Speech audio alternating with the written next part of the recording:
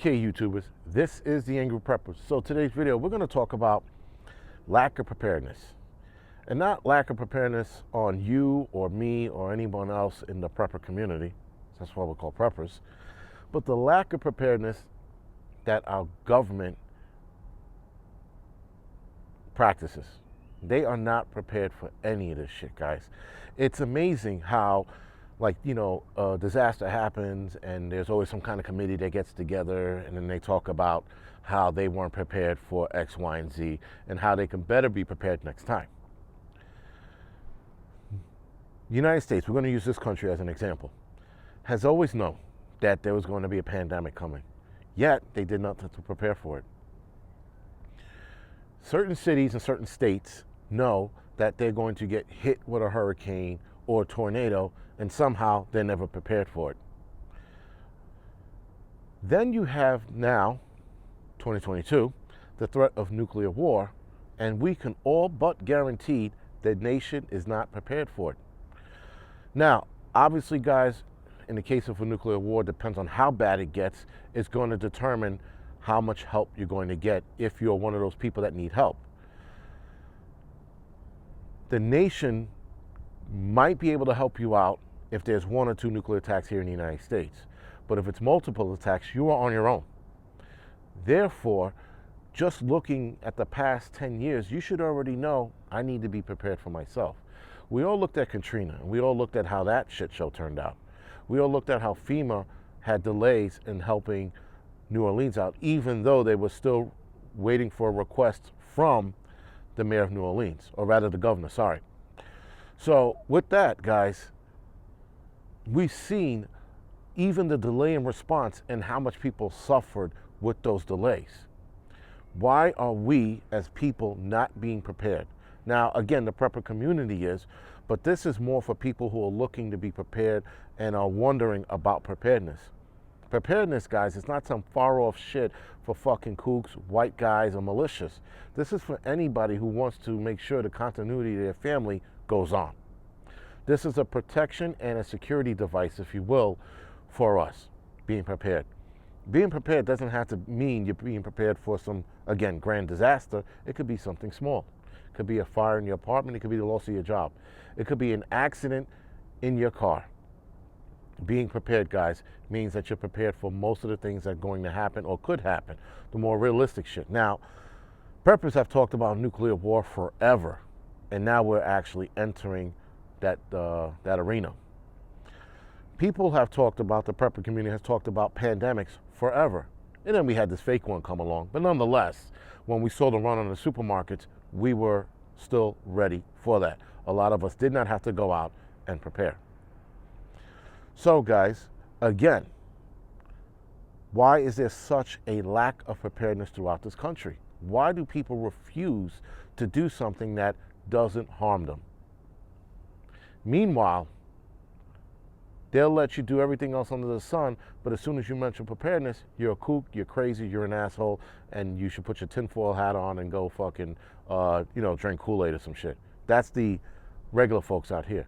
But now there are some people starting to come on board, especially through the pandemic, and now with this nuclear threat, there are more people wanting to get ready. Now, whether you believe the nuclear threat is real or not, it's not the point. The point is on the table now.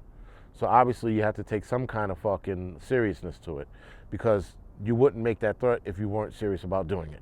Now, guys, if you live in a small community, maybe your community is ready for whatever disaster might come. Hopefully they are. But in the grand scheme, guys, you have to be prepared for the individual self or family, or maybe even a small community of you. Local communities are not ready for whatever is going to happen next. Now, yes, a small storm comes through, they can help out. A hurricane that's not too bad, they can help out. But a disastrous, overwhelming event, nobody in this country is ready for that.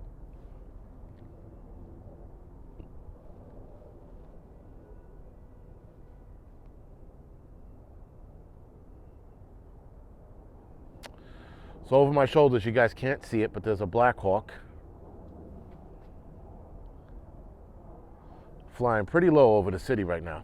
I've only seen that during 9/11. But, fucking strange. Wish you guys could have saw that. But anyway, I've been hearing this for the last 2 weeks now. Up and down, and I'm assuming it was up and down the river here, the Hudson River, but it's not.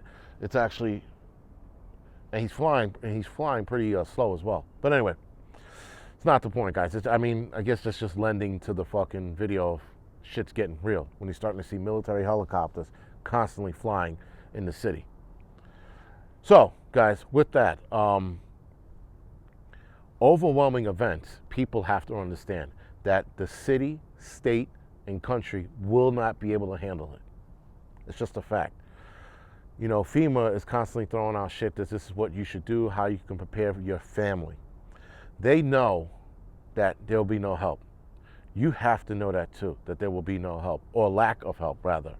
Because, guys, if a nuclear event happens here in the United States, and let's just take New York City for example, there is no helping people here. This turns into a shit show on the word go.